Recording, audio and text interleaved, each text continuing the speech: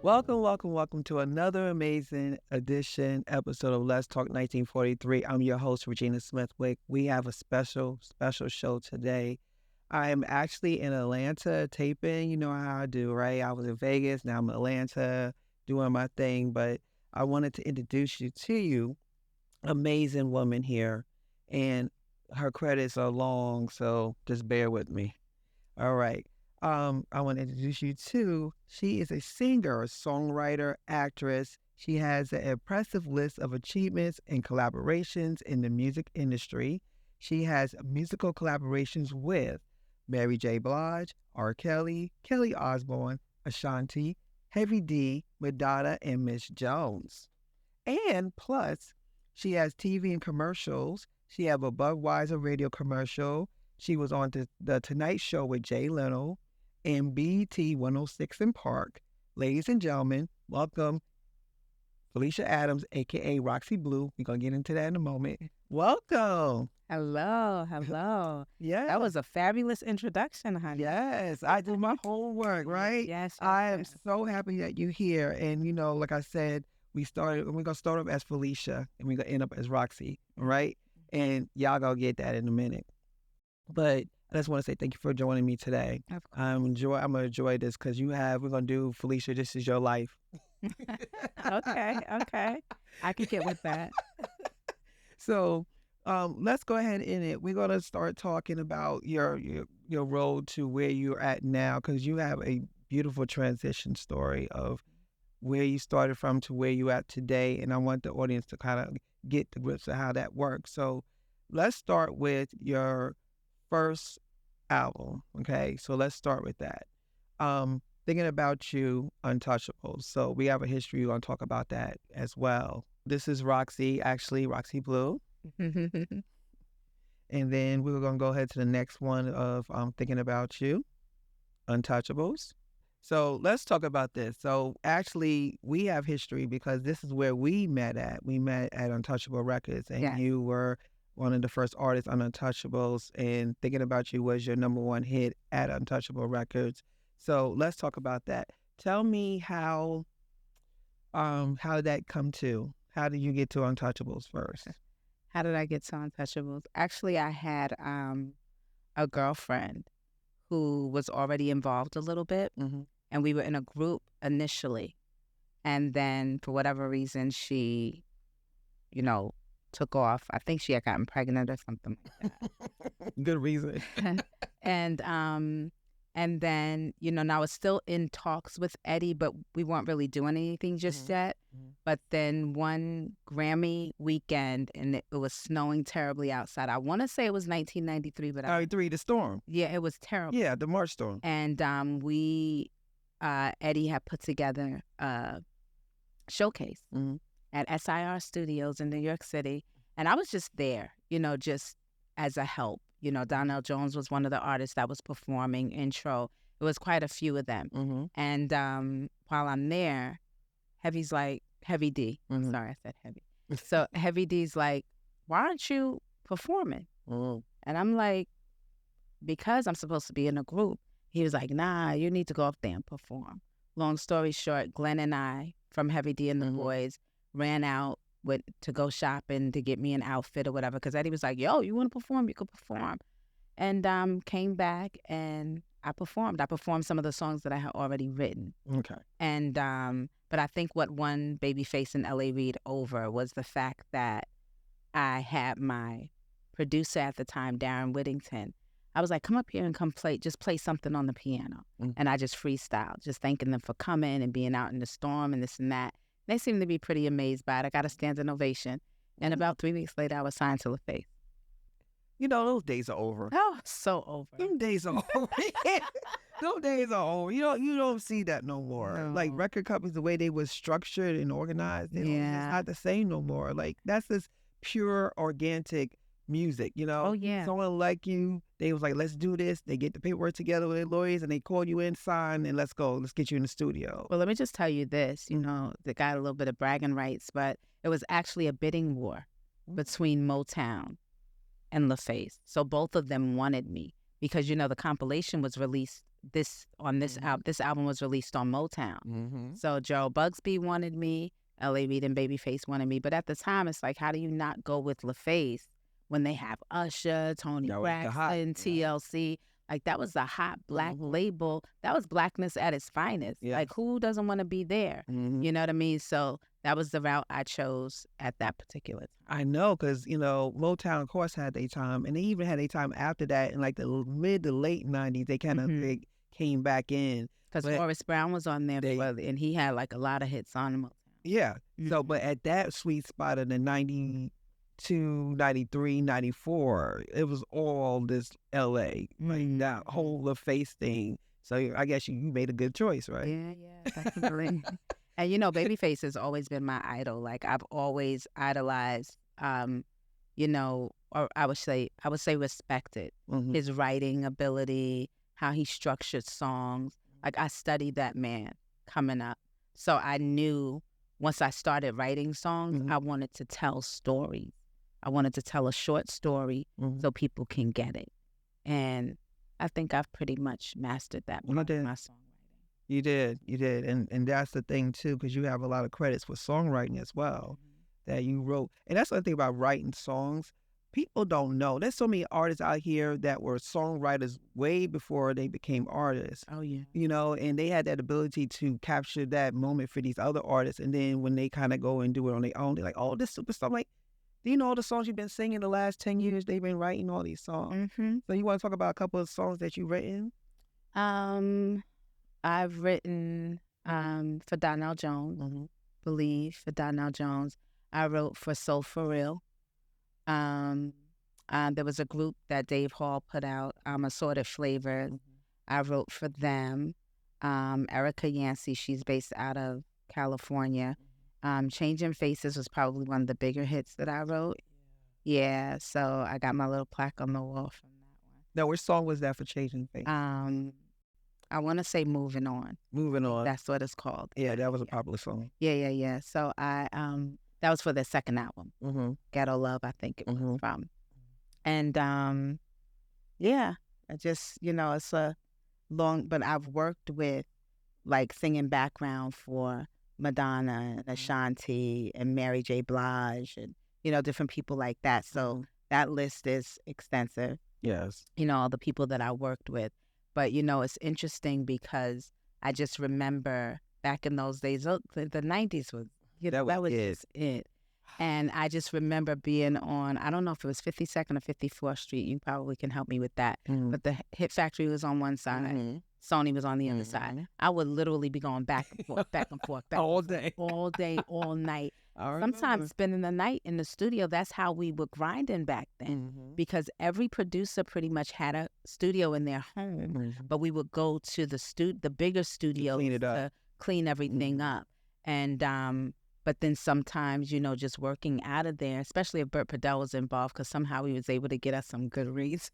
But yeah, we just had fun and we just loved what we did. And, back then you did background, they paid you with scale, and I was on the highest scale at that point. So I would just be wasting time in the booth.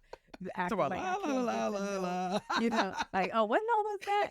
Yeah, just acting like I can't get it because the longer you stay, the longer you pay. You know what I mean? And these people didn't care. No. But it was a good time. So yeah, it's a long list of different. Oh, Miss Jones.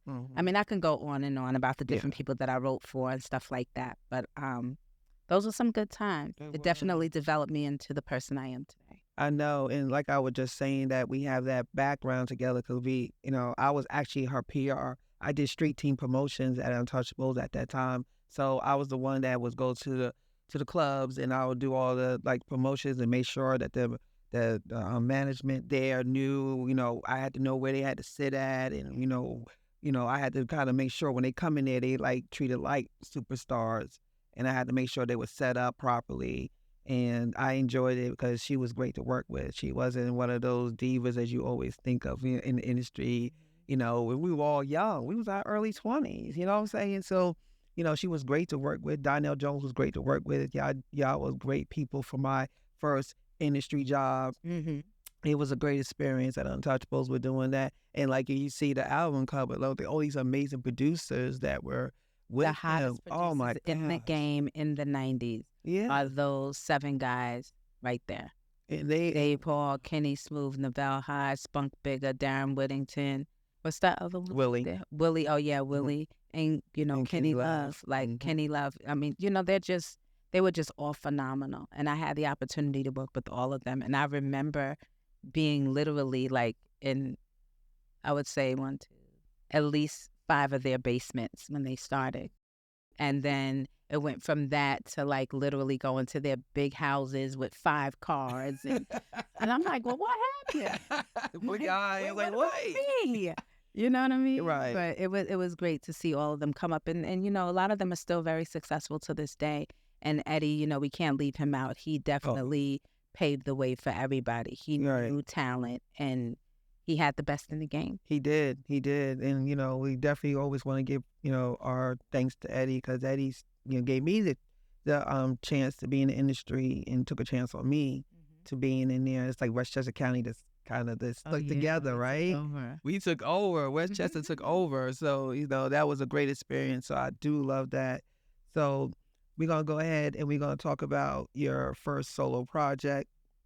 Well, before we talk about that, let's go into, you went through that. You had your first, great hit, Thinking About You. And then after that, we was going to the big time. So we are now at Baby Boy. So now Baby Boy, you contribute 2 songs to the soundtrack of Baby Boy. And when you did that, there was a great story that was behind Baby Boy, right? So John Singleton. So let us know about that. Talk about John Singleton and Baby Boy. Okay. So everybody always loves hearing this story. I'm gonna make it short. So basically, a very good friend of mine was a chef, and she was working on the movie Shaft. She liked, my songs and stuff like that. So I would make her CDs of just all of my original material. And sometimes she would critique it and we would have discussions about it. But she's like, make me a CD. I want to make it while I'm, play it while I'm cooking and doing that whole thing. So anyway, I make her a CD. John Singleton comes over to her during the, at the craft station, like, who's that? And she tells him. Long story short, she ends up, getting us to meet with each other. We met at his apartment in Soho. We talked, we chilled out with each other, had dinner at, what was it called?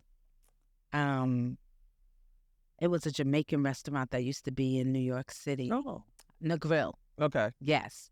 So we had dinner there, went to Soho, talked about everything, and he gives me a script.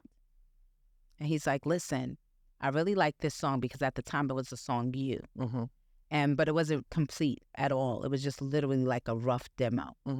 And he's like, I like this one, but let me give you the script. Let's see what you can do with the script. And it was really interesting because when he was talking to me about the script, he wanted Tupac to play Tyrese. And that's how he had envisioned it when he wrote it. But unfortunately, he wasn't around when that came out. So, he gave me the whole backstory and that whole thing. And he sent me home with the script. And I said, well, if he's asking me to write 1 song, why not write 2 songs? So what I did was I finished the You record, like in its entirety. And Dave Hollister is also on that record with me. And him and I were just fooling around in the studio one night. And I was like, yo, jump on this record with me or whatever. And, he helped me write it as well. And I did You, and then I wrote the title track, which is Baby Boy. And of course, he accepted both of them. And he was really like in love with them. And I remember him calling me from the set. And after we sent him the song, and again, you have to remember You, we ended up doing that one with like a full 25-piece orchestra. And Ray Chu, God rest his soul, was the conductor. But that piece of it hadn't been done yet. But this is just strictly what we did in the studio. And I remember AJ Johnson getting on the phone. And she's like, girl, oh my God, this Baby Boy song. She's like, you nailed it. You nailed it to a T, because I wrote it from the mother's perspective. Mm-hmm. Because everybody on the soundtrack was just writing stuff to me that wasn't either relatable to the soundtrack Mm-hmm. or just, giving a little piece of what was going on. I said, no, I want to write from the mother's perspective. That's where Baby Boy came from. And then I wanted to write from the female's perspective that was dating Taraji's perspective. Mm-hmm. Yeah, I wanted to, what was her name? Yvette in the movie. Yeah. Mm-hmm. So I wanted to write from her perspective for the you, and basically that's how I came about it. And he did not hesitate. It was like, yo, I want this. This is what we're going to do. And we told him what our ideas were. And he put the money up and he made it happen. There's so many pieces to this. So God is just amazing. Isn't he? How it was seamless and effortlessly. That was just meant to be. Like, that was divine purpose. Mm-hmm. That you did this. Okay, first of all, it's kind of odd for someone to say, can you just make me a CD so I could just play while I'm cooking? Like, who does that? Can you make me a CD while I'm working in the car or I can listen to the music? Like, people just come on the radio. They don't ask people to actually make them a CD. And that CD was playing when he just walks in. Everything was just divine order. You know what I'm saying? Yeah. And then after that happens, the part that gets me, that I think a lot of people, it goes over their heads. He said, here's a script of a major motion picture that's been like that everyone is waiting for it to come out, right? I'm going to give you my script. You went to the local library and made copies of it and just passed it around to everyone. Like, he trusts you. And I think that trust is what made you really go, let me go in hard. Because I know that he trusts me enough to give me his baby. That's like when you write a song, you give it to someone, it's not copywritten. It's not, they could just take it and run with it, and you trust them that much to say, hey, I'll let you look at it tonight. Just, let me know what you think. That's trust. Yeah. So you don't want to take somebody's trust and throw it out the window. You want to make sure that you do right by them. Mm-hmm. And what another part of it is you were so smart to say, I'm not just going to write this one song. I'm going to write the title track. Mm-hmm. See, some people don't think past that because they go, well, I'm just humble enough to be happy enough that he just gave me this opportunity to write one song. You was like, well, if he likes this one that much, let me go ahead and try it. Complete. Let me go ahead and try to do the title song. And look what happened. Because the trust that he did when he did like this, that door was wide open. And I'm going to tell you, it's interesting that you say that, because literally the whole drive home, I was like this. And I kept saying, Jan, he gave me the script. And then it had the rewrites on it. I mean, it was just really like his thing. And it seemed like that may have been like the only one he may have had, because he was just in New York visiting for a meeting or whatever. So it seemed like, and he was just like here. And it was just, I don't know, it was just amazing. And he was just really, really and you were young at the time. Yeah. You know what I'm saying? Baby. You grabbing this and you going home like, I'm like, I can't let nobody see this because I don't want to get blamed for something. Like, so I know the ending of the movie because Felicia gave it to me. but I'm a reader as well. Right. So what I did was I went through it really quickly because I wanted to understand the characters and what I was writing about. Mm-hmm. And literally to this day, when people hear my songs, some people don't even know it's me, until they hear me at a rehearsal studio or something. They come in and be like, are you the girl that sings? You know what I mean? Right. So, it's just really, the whole experience was just really interesting. And I guess in my mind, I was just like, oh my God, I have the script from the man that wrote Boys in the Hood. Like, who does that? So, I was working in the city at the time, and literally I wrote that Baby Boy from the time I left the Gray Bar building in Grand Central Station until I got to White Plains. And I wrote that song within that time, called up my producer, like, okay, I think I got it. And we recorded it, sent it out to him in LA, and that's how it happened. Ain't that something? God is amazing. That is something right there. That story always gets me because I'm like, I love to hear like God winks stories. Like those stories are like God winks on you and gives you that opportunity. And then it's up to you to take it. It's up to you to go through those doors he opened up for you. And you did it, and you did more than that. You took a chance to say, I'm going to do 2 songs, So that was amazing. So now we're going to go past that. Now we're gonna go into your first, well, not your first, this is your second independent project, but Breathe. And Breathe was something that I know that it was a journey. Like you went through a lot of changes through Breathe. So I'm gonna ask you two-parters. So how was the journey making it through Breathe? And what was the importance of the song Breathe? Okay, how did I make it through? God. Mm. My firm trust and belief in him. At the time, I was in an abusive relationship, physically, mentally, verbally, you name it. And I needed a way out. I just felt literally like I just could not breathe being in this situation. And that's all I could hear constantly over and over again is like, just breathe, like, and literally I woke up in the middle of the night out of my sleep, and once again, the words just started coming. That's a gift. And yeah, I wrote the song, and I started my journey at that point. Okay, I started my exit strategy, I should say. And by the time the song was complete and came out, I had already left the relationship. She was like, breathe, I'm out. I said, I've taken more than I should. I mean, I've done everything that I could possibly do. I got down on my knees to pray. Seems like nothing was changing. And, I just needed to breathe, So that's how I overcame that. Just a lot of prayer. And then trusting myself, trusting my decisions. When you're in those types of relationships, the abuser makes you think it's all your fault. Right. They manipulate you and make you seem like, you're not going to find anyone better. Nobody's going to want you. You're damaged. That whole thing. And I, one day I was just, cleaning up. I looked at myself in the mirror. I said, boy, bye. I am just too fly for this right here. We are leaving. And when I said me, I went me, myself, and I. We are out of here. And when I tell you, I left that day with the clothes on my back. And that's what my song says. I'm leaving with the clothes on my back. Feeling so good to be me at last. I'm so gone. I'm so over you. No longer am I crying the blues. Now I can breathe. That's where that hook came from. And girl, when I tell you, when I left, it was the best feeling I ever had. And I'm going to tell you, at the time, I had just furnished the whole place. Brand new furniture. Got my little taxes back. Furnished the whole thing. Because, the person I was with, he, didn't have anything to contribute. And I left everything. That's not important when you're like... ever look back to this day, even during my divorce. I did not want him there.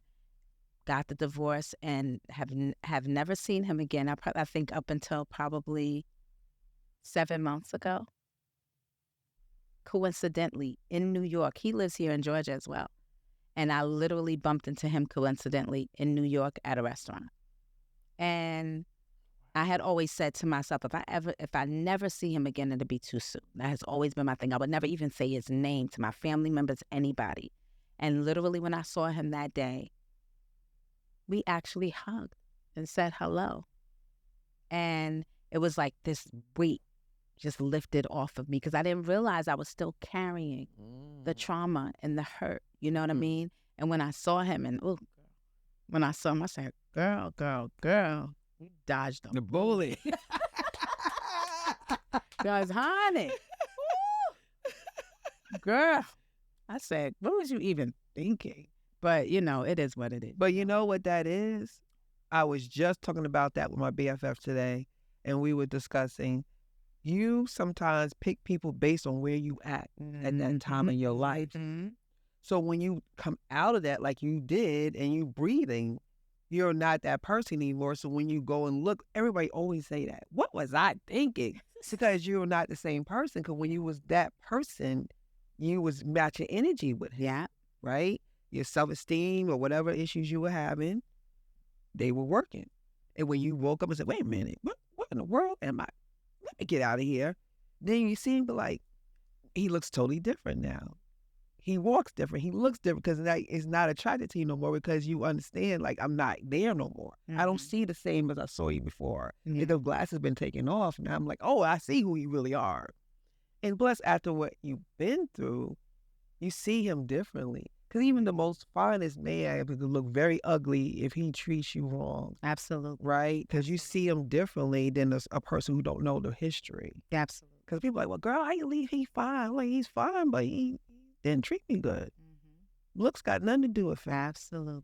And when you get older, ladies and gentlemen, ladies, when you get older, you'll understand that. You'll understand that. Looks ain't all that when it comes to your safety, your wellness, and your spirit. You want someone to treat you good. You ain't worried about all that. You worry about that stuff. You worry about what other people think about who you with. But when you think about who you with for you, you don't care about that. That's right. All right, off the soapbox. So, but yeah, but that I and that's a beautiful song too. And you could tell that when you sing that song, it's coming from the heart. But you overcame all that, girl. You're in a whole nother place. Absolutely. All another place now. So let's talk about now. We went through Baby Boy. You went through one of your independent projects. Now, this is where we're gonna discuss the Roxxy Blu Felicia Adams thing. Okay, so as you heard me say, I introduced her as Felicia Adams. So that's where she started. But now she is Roxxy Blu. So before we get into the industry, explain to my people the correlation of Felicia and Roxxy. Okay, so basically, I'm just at a place in my life where where I am reinventing myself. So Roxxy Blu has always been my alter ego when I'm on stage. I forget about everything else. I just go, I hit the stage, I do what I have to do. And you know me, I'm a maniac when I'm up there. And because it just feels so good, and especially when I'm performing with a live band, forget it, I can make a 2-minute song into a 20-minute song. But basically, I just decided that I wanted to go with my alter ego instead of using Felicia Adams. Felicia Adams has been around for the last 25 plus years. And there's nothing wrong with it. You know what I mean? I've had a lot of success under that name, but I just wanted to try something different. I just wanted to turn another corner. Roxxy Blu allows me to be bolder, unapologetic, more confident. It's just something about that name and something about that energy when I'm in the studio and I'm working, and the different types of songs that I'm doing now. It's just bringing a different type of energy. So I just wanted to kind of transition into that and slow walk it. And then, prayerfully, I can rebrand myself into the Roxxy Blu with still not letting Felicia Adams go. But Roxxy Blu definitely needs to be on the forefront right now. She needs to come out of the shadows. Yes, right? Exactly. So how did explain to my audience, because being in the industry, how did that really work? Because you have this banging catalog of Felicia Adams. Everyone knows you as Felicia Adams. So now you have to take this work, because you still want to be credited for what you've done, right? But you bring it over to Roxxy Blu, who people got to learn, but yet you want people to see you as Roxxy Blu and not peg you as Felicia Adams. But you still want to get credit for all the work you've done as Felicia Adams to show that you got credibility. You've been in the game for a long time. You know what you're doing. You're not no brand new audience, getting it up, brand new artist. You are a well-established artist, but you want people to see you as Roxxy Blu. Like, how you do that balancing? Well, when I battled with it for years. I remember back when it was just, what was that social media platform that was out before? MySpace? Yes. I remember back then when MySpace first came out, I said, I want to do a Roxxy Blu band. I wanted to kind of do the Sade thing. So my name is Roxxy Blu, but I just wanted the entire band to be Roxxy Blu, and I wanted it to be all female. And probably like a couple of years after I did that, Beyonce said, she did the whole all-female band thing. And I was like, Dad, but I didn't have the means to do what she did. So it's like, even though I was finding different people, it didn't necessarily work out. So we're talking about early in the 2000s. Roxxy Blu I was starting to get that thing going. Basically, for me, when I thought about doing it, it's no different than Prince being a symbol. It's no different for the amount of times that Puffy changed his name. You know what I'm saying? So even though I don't have the platform that they have, or I didn't have the success that they had, it still doesn't make me any less than. Nope. So although Felicia Adams has all of these accolades and has done all of these things, once people get to know Roxxy Blu, they'll find out that we're just one and the same. And that is my goal, to kind of let people know, like, listen, because I do a little bit of everything. I'm an author, I'm an actress, I'm a singer, I'm a songwriter. So it's just really no different. People eventually get used to it. Their attention spans are this big. Especially now. Yes, Oh my gosh. Absolutely. You go like, what? Squirrel, where? Exactly. Isn't that something? Yeah. Isn't that Well, social something? media, the phones got you like that. The phones have you like that because they have your attention and you flip and flip and flip and flip. Your brain actually adjusts to that. Yeah. Because at first it was hard for us to get used to it, but after we start getting used to it and then we birthing kids and just throwing the phones in their hand, they don't know nothing but that. Yeah. So your attention span, and that affects everything, like just going to work, the industry, everything. Everybody's always, okay, that's hot, next, that's hot, next. And I know that's hard, to think about reinventing yourself in a world that is so instant gratification, so flippy, so quick, so microwave. And you say, okay, well, I'm gonna just do the shift, and come over here. And before you do the shift, the 8,000 things already happened already. It's like, but I always believe that what's for you is for you. The people that need to be with you will be with you. And that's where a lot of people grassrooted and they have like that strong following. And that may be, like you said, a Prince or a Beyonce that has millions of people, but the ones that you have, they with you. They solid. And they could keep you sustained. They could keep you going, right? And I think what's important too, that a lot of people don't necessarily talk about, and it took me a long time to get here, I understand how short people's attention span is. I understand that people aren't necessarily out here doing the type of R&B, that gritty, raw R&B that I'm doing, right? But this is for me more than it's for anybody else. Because when it's all said and done, I know what I'm capable of. So if 10 people versus 10,000, like you said, are loyal, faithful, solid, and gonna follow me throughout the rest of my career, come on, the 10 of us, we gonna rock out. You know what I mean? But it's more about doing what feels good and doing it unapologetically, doing it authentically. You know what I mean? I'm not just gonna do a record because that's what everybody else is doing. No, I'm gonna stick to what I know, and I'm gonna do it to the best of my ability. Who likes it, likes it. If you don't, it's not for it is what it is. That's your cup of tea. Absolutely. Yeah, and that's called growth. You have grown. We went through different stages. Like we went through a lot of things that you've been through in the years and the wisdom and all that, right? So now we're going to get to industry. So we do the industry. The industry is a compilation of your album and a book, and I want you to talk about that. But this is kind of like the rebirth of you, right?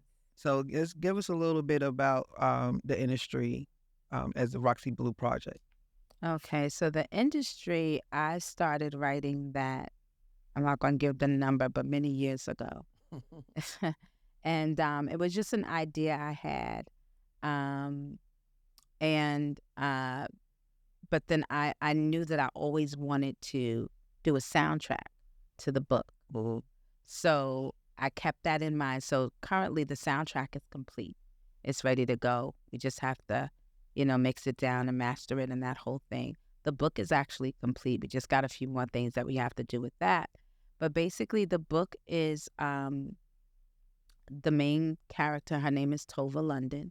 It's about the London family. There's 3 of them. There's Tova London, there's Avi, and there's Ty.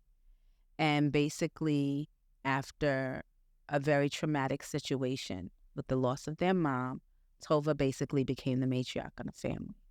She's smart, she's educated, she's just an amazing individual. However, once she gets to college, she gets caught up in an alternative industry where she becomes a madam. And it all kind of happened by accident. So even though she's involved in this alternative industry and she has a whole bunch of stuff going on and some of it not so ethical, she's still trying her best to do the right thing. And, just like with anything, I'm going to make my money, I'm going to get out. She still keeps hearing the voice of her mom in her ear because her mother would quote her scriptures and let her know what's right from wrong. And she is constantly hearing that in her ear.